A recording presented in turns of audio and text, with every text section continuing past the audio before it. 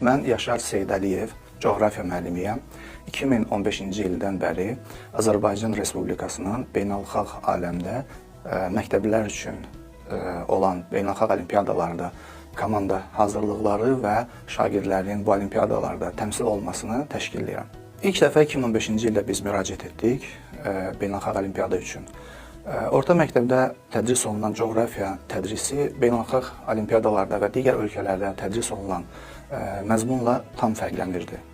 Biz ölkə səviyyəsində şagirdləri hazırlıqlarını təşkil edib, onlara tam başqa bir məzmunda hazırlıq dərsləri keçirdik.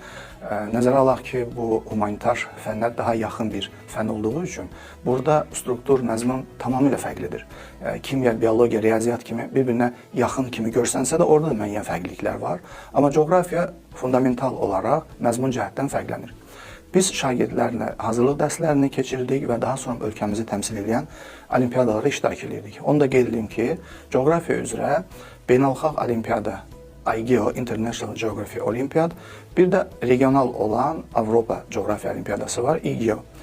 İndiyə kimi biz bu olimpiyadalarda iştirak etmişik və ölkəmizə fərdi kateqoriya üzrə 5 bürünc və 1 qızıl medal komanda kateqoriyası üzrə qazandırmışıq. Müasir dövrdə elm sahəsinin uğurları, töhfəsi idmançıların getirdiyindən az deyil.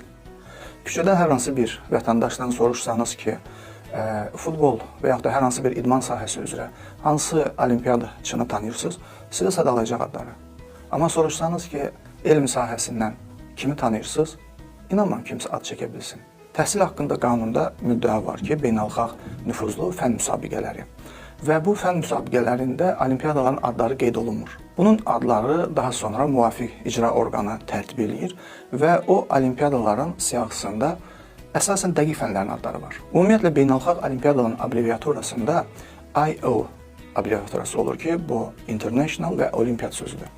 Coğrafiyanın da abreviaturasında, beynəlxalq coğrafiya olimpiyadasında bu iki abreviatura var. İndi gəlin baxaq, bizim ölkəmizdə bu tanınırmı? Təqdim olunmuş son siyahıda coğrafiyanı biz orada görmürük. Bunun görünməyən başqa problemləri var. Qanunda deyilir ki, beynəlxalq fən müsabiqələrində uğur qazanan, medal qazanan şagird ali təhsil müəssisələrinə qəbul zamanı müsabiqədən kənar, pozitiv daxil olmaqla hüququ verir.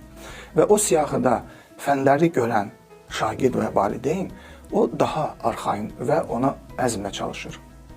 Əfsuslar ki, o siyahıda coğrafiyanın olmaması bu müəyyən qədər coğrafiyaya axını azaldır. Şagirdlərdə, valideynlərdə çaşqınlıq yaradır.